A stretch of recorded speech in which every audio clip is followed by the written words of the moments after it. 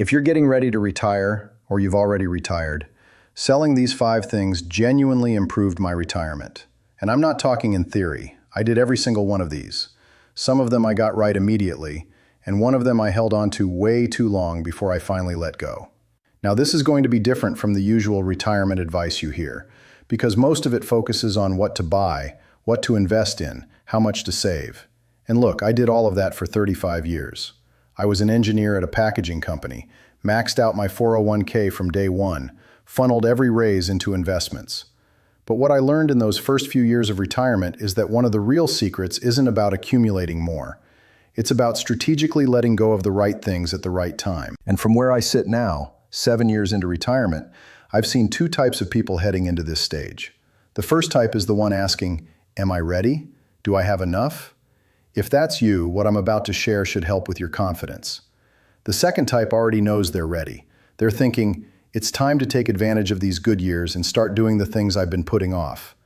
If that's you, then this should help you get the most out of this chapter. I'll start with the one that made the biggest financial difference for me. And at the end, I'll walk you through a simple 3-step framework I used to decide whether something was really worth keeping. So the first thing, and probably the most common one, is the oversized house. Now, it wasn't always oversized.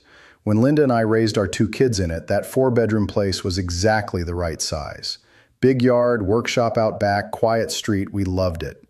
But once the kids moved out, we were heating rooms nobody walked into and maintaining a yard that took half my Saturday. A buddy of mine, Gary, had the same situation, but even more extreme. He and his wife raised 5 kids in this big house in Illinois. All 5 were out and independent, but Gary loved that neighborhood. Walking distance to their little downtown, close to a gorgeous park. The thing he didn't love anymore was those Illinois winters. They'd always talked about being snowbirds. So they sold the big house, used the equity to buy a condo right in the same neighborhood just for the summers, and spent winters somewhere warm.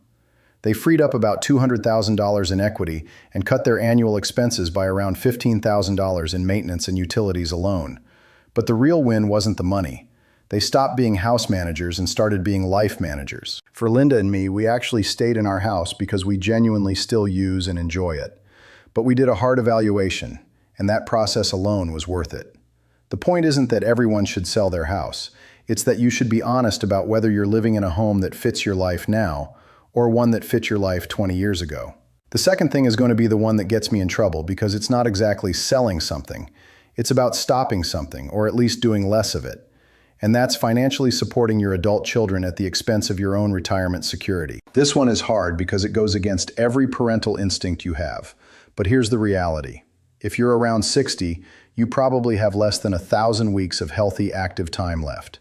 Your adult kids, they've got decades ahead of them to build wealth, make mistakes, recover, and figure it out.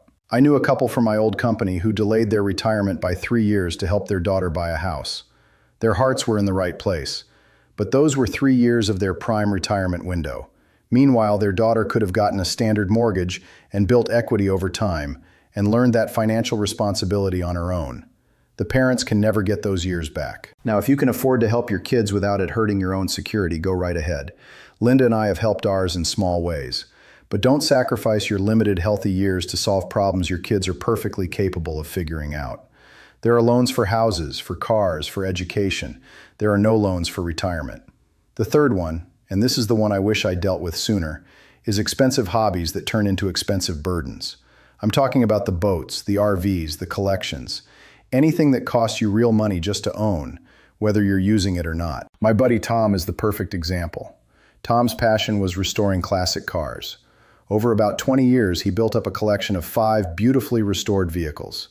Each one was perfect. And I understood it completely because I'm a hands-on guy myself. Those cars weren't just objects to Tom. They were years of weekend work, late nights in the garage, the satisfaction of bringing something back to life with his own hands. But when Tom started looking at his retirement numbers, those 5 cars were costing him about $8,000 a year in storage alone. Add insurance, occasional maintenance, registration, and he was north of $12,000 a year to own cars he drove maybe 6 times total. His wife pointed out the math over dinner one night. It worked out to about $2,000 every time he turned the key. Tom's first reaction? Absolutely not. These aren't just cars, these are my life's work. And I got that. But over the next year, Tom found himself going to the storage unit less and less. The cars sat there, beautiful but untouched. That $12,000 kept coming out of the budget. Eventually, Tom realized he was keeping those cars for who he used to be, not who he was now. He was holding on to the memory of restoring them more than he was actually enjoying them. Here's what he did. He kept his absolute favorite, the one that was his first restoration, the one with the most sentimental value, and the one he actually liked to drive. The other four, he sold to collectors who would actually use them. He cut his annual costs by about $9,000, freed up around $180,000 in capital, and got rid of the stress. But the best part? He still had his favorite for weekend drives and car shows. He went from being a car collector to being a car enthusiast again. He kept the joy without the burden. And the lesson here isn't to sell everything you love. It's that sometimes keeping everything prevents you from truly enjoying anything. The fourth thing is related, and it's the second car. When Linda and I were both working, two cars made perfect sense. But once I retired and we weren't commuting anymore, we had two vehicles sitting in the garage, both depreciating, both costing us insurance and registration and maintenance.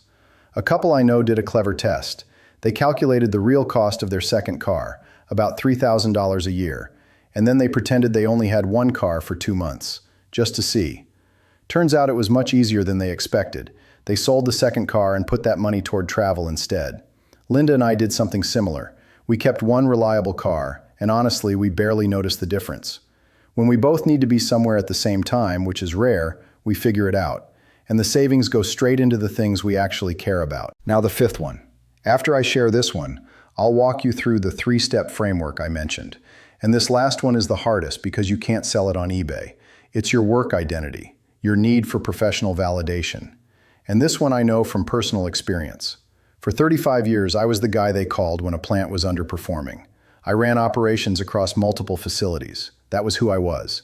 And when I retired at 58, financially I was ready. Linda and I had planned it well. But about 6 months in, I realized I didn't know who I was without that job title. I wasn't Robert Martin, operations director anymore. I was just Robert Martin. And that just felt enormous. I caught myself bringing up my old role in conversations, looking for consulting work I didn't need, checking in with former colleagues more than I should have. I was clinging to the old identity because I hadn't built a new one yet. The breakthrough came when I stopped trying to be the guy I was at the office and started figuring out who Robert Martin actually is when nobody's handing him a problem to solve. I got deeper into woodworking. I started mentoring some younger engineers in town. I leaned into being a better husband, a better grandfather. And I found that the identity I was building in retirement was actually richer than the one I'd had at work. It just took time. Here's the truth. Your job title was never who you truly were. It was what you did. The happiest retirees I know don't try to recreate their work life.